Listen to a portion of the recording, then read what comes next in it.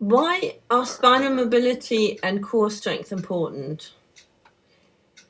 When we ride, we're imposing a frame onto the horse. We're basically embracing the horse's body with our legs while our torso sticks out on top. And our body will dictate through its tension or relaxation what the horse is to do. For example, the direction, the bend, the straightness, the speed of the horse. This tension then needs to be transferred onto the thighs, onto the rider's thighs, via the pelvis, while we're essentially facing forward. And if the muscle tension generated in this way does not get released afterwards, this can lead to chronic muscular tightness and shortening, discomfort, and ultimately stiffness of the spine, particularly of rotation in the upper back and flexion in the lower back. The spine should function as a unit in its entirety in order to absorb the energy that a bouncy horse is giving us. So we can sit still and reduce the disturbance and noise that we're giving our horse through unsteady hands or legs or a very unsteady seat. The lower and our backs, we can absorb the horse's energy. There's still a more vertical our upper body can remain, and this is important if we want to minimize the disturbance that we give the horse, because by sitting on the horse upright, we're actually raising the center of gravity of the horse. We do not achieve sitting still through relaxation alone, but through the correct amount of tension. And I always say to people that I like to compare the tension that our body has to have to a schooling whip. If we're too stiff, for example, like a broomstick, we will just bounce up and down on the horse uncontrollably. And if we're too floppy, like a bit of jelly or something like that, we won't be able to achieve anything and we'll probably fall off the horse. So if we're off the tension of a schooling whip, we will be firm enough to pose resistance or give impetus to the horse with our body, while we're still flexible enough to absorb the energy that the horse is giving us. Initially, I found it confusing that many instructors tell their students to relax, while Mary Wandness is actually telling the students to contract the abdominal muscles and to have more tension. She calls it stuffing, the picture that you have with the horse and with the rider together. If they're of the right amount of tension and impetus, she says there's good stuffing. If everything is a bit too floppy, she says that they don't have any stuffing. And it's quite true. I can actually see where she's coming from when she says this. And the cue that she's giving the people to get the abdominal tension is bearing down. And I've thought about this for a while, and I've come to the conclusion that there's no need to be confused about this, because it all has to do with the individual rider's starting point, whether more tension or more relaxation is required. So if you're very tense, you need to relax a bit more. If you're very floppy and low toned, you need to get a little bit more tension.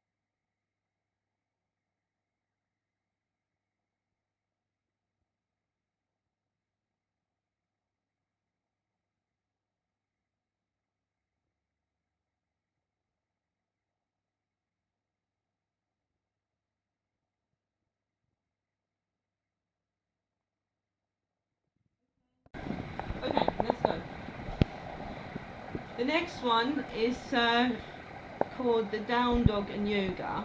And the easiest way actually to get into the position is if you bend your knees first, just bend your knees a little bit. Yeah, okay.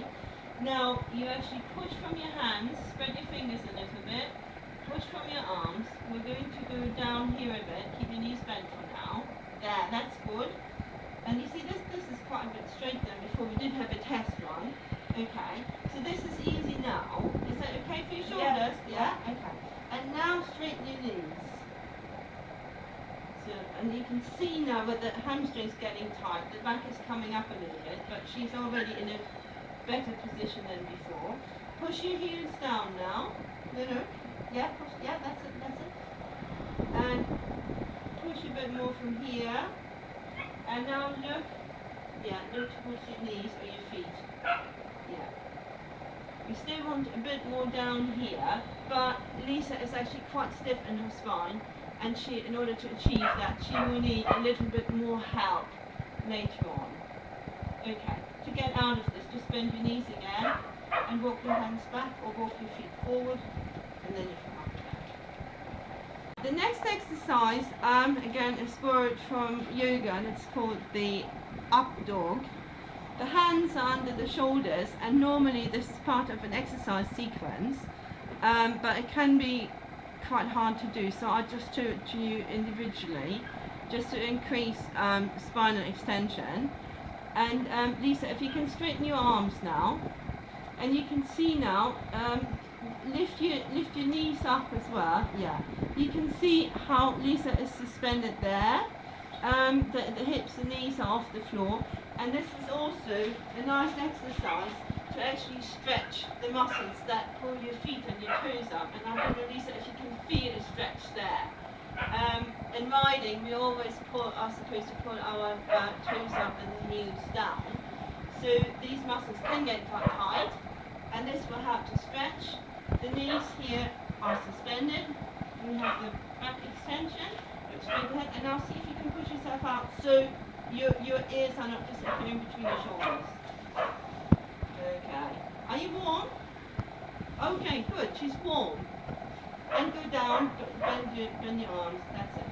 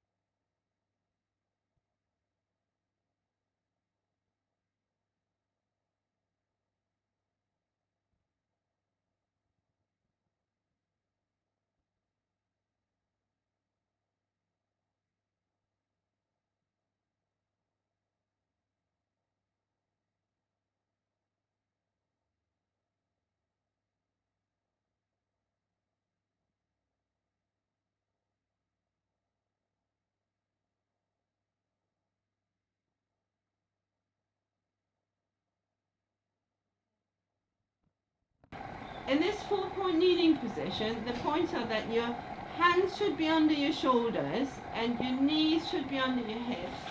So we need to have you a little bit more back out here, and your legs slightly further apart. The back should initially be straight, and the head should be here. Okay? The first exercise that I want Lisa to do is to tuck the pelvis in and then stick it out. This is again for mostly lumbar mobility, and the cue I usually give people is to think about the bottom, tucking in and sticking out. That's easier for most people than thinking about the back. Okay, tuck out, stick in, tuck out, yeah. Okay, thank you. We go back into the mid position, that's quite good. Here, push out a little bit from here so you don't have wings. Just from there, not from there. Okay, good. Right, the next exercise, I'm going to ask Lisa to bring her opposite elbow and knee together and then stick the arm out. Okay.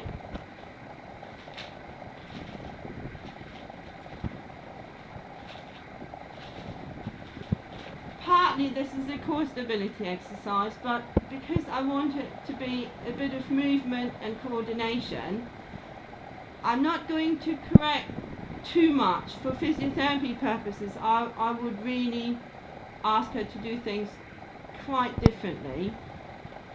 But I want her to do the coordination and the balance, and also the movement. Okay, just stop for a moment. Bring this elbow and this leg together again. And now bring the leg out.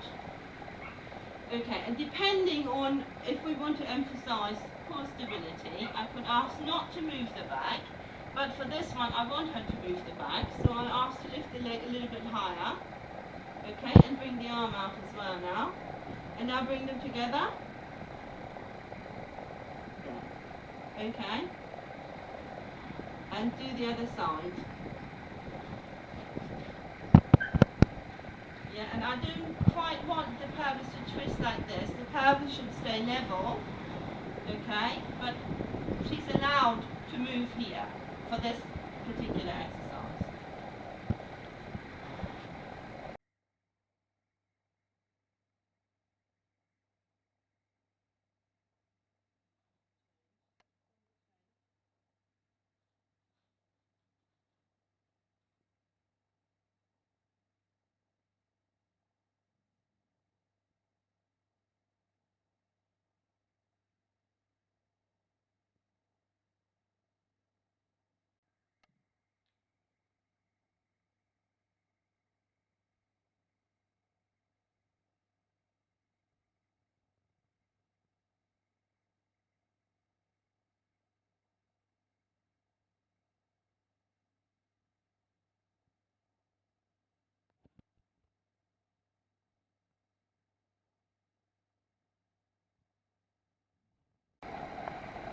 The next exercise is the plow in yoga. And what I want Lisa to do is to bring her legs up over her body so they're touching the floor behind her head. Okay, yeah. And if you can, straighten your legs.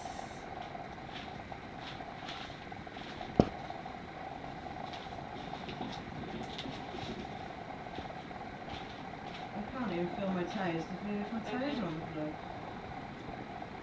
You can straighten your legs. They're on the floor now. Can you straighten this? Okay. No. And roll down again. Roll down slowly and have a rest. And do it again. And then we see if you can touch again. Very good. Now with this exercise, you may want to be a little bit careful if you have lower back problems, because it does put quite a lot of pressure on your lower back. Okay, and go down again. Thank you.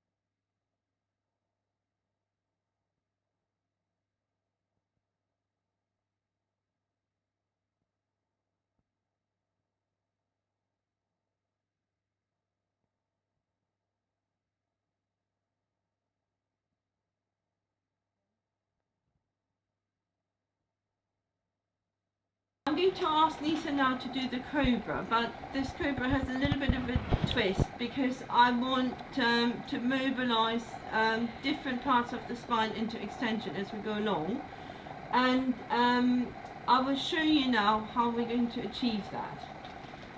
Lisa, if you move down a little bit more towards your feet, towards your feet, yeah, and have your arms quite straight out at the front, with your head down. What I want you to do now is push yourself up with your arms now, where your hands are. Push up, and look up, and go down again. Do that a couple of times. So I really want to see the difference here between up and down, okay? Yeah, and down. Now bring your hands in a little bit more. Bend your elbows. Bend your elbows. Okay. Lie down flat. You're still lying down flat. There. Are you actually lying down? Yeah. Okay. Now straighten your arms. And look up. And go down again. Hold up. Down, down, down, down. Do it again. And what I want is go down again. The idea is that the further your arms are away from your body, push up again. The higher up you feel the extension in your back. Yeah. And go down. Bend your arms a little bit. Push up. So we're getting it a bit lower now. And go down. Bend your arms a little bit more. They will eventually come out. Come up again. Okay. Bend them a bit more.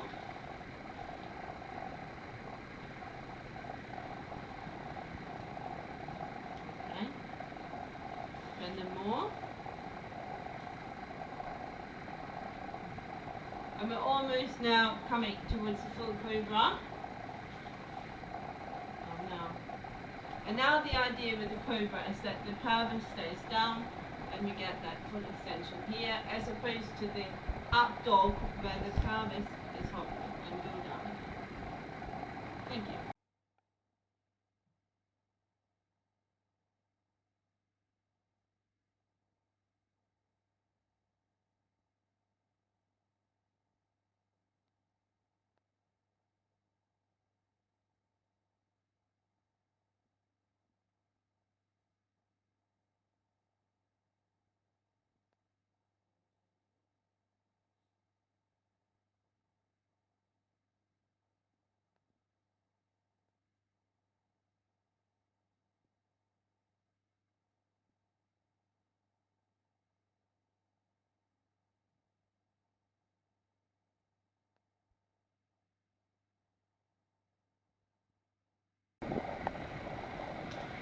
Alright, the next exercise is the corkscrew twist. And you can either do it with your leg straight or your leg bent. We'll do it with the leg straight. So you cross one leg over the other. Cross it over, yeah, that's it. And we twist around. There are different convolutions, but I'm only showing you basic things because what I'm after is mobility. I'm not after a yoga class here. Okay? You may want to be a little bit more upright here. So you can really push yourself around and change sides.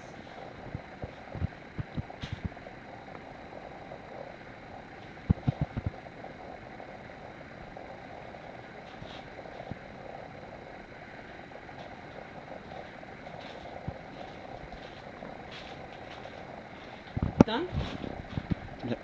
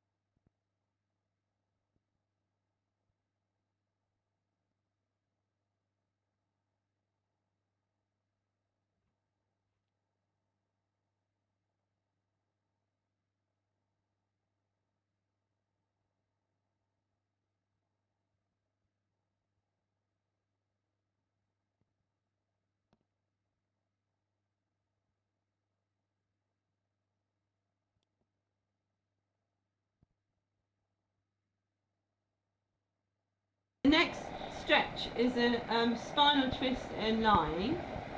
And as you can see, I've covered Lisa again because she's kind of slowly dying of hypothermia here. I'm going to talk Lisa through the exercise now, and there's lots of different ways to get yourself into the position. But what I would like Lisa to do is to lie on her side first, bend the knees. Okay, and now straighten the bottom leg and keep the top leg bent. And now what I would like her to do is pull the arm through a little bit here. And then bring this arm up and have a 45-degree angle between her head and her arm. And then the idea is that with each in-breath and out-breath, gravity will take over and the out-breath will help to let the arm down a little bit more. The final position should be that the person is able to actually have the both shoulders flat on the ground. Just take a couple of deep breaths in and out.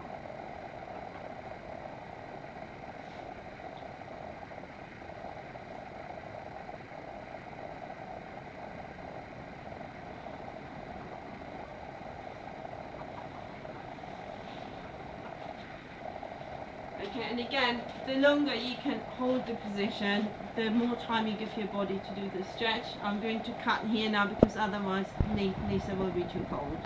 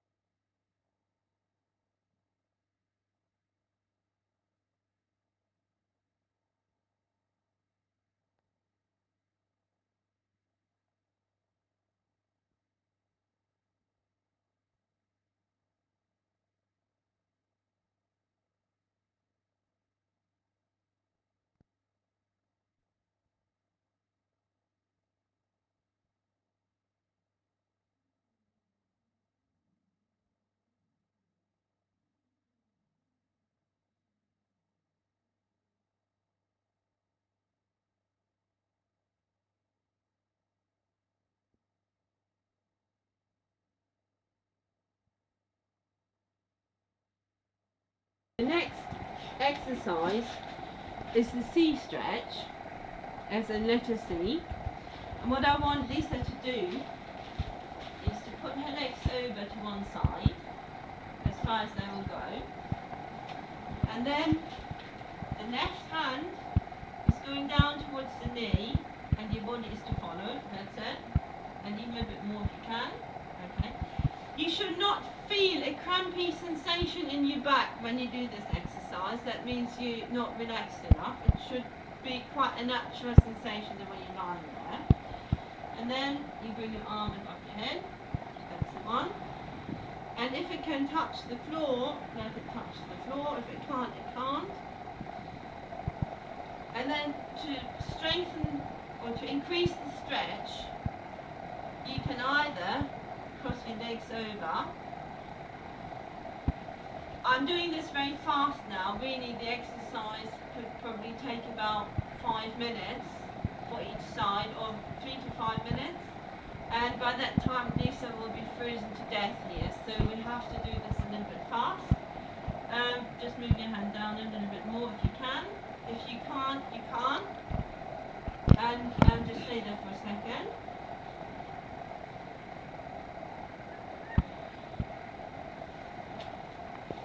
And I'm going to ask you now to close your eyes and straighten yourself up again. Close your eyes and make yourself straight. Arm down. Okay. And now look up at your body and see how straight you are. Can you see you're not quite straight. Alright, we do it the other way round. Okay, yeah. There. There. Just stay there for a moment. And I find it very important to be symmetrical. Do all the exercises on both sides, and I think our cameraman is going to sneeze in a moment.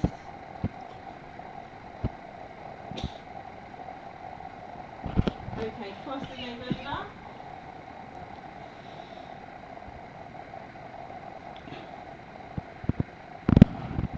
Can you increase this one?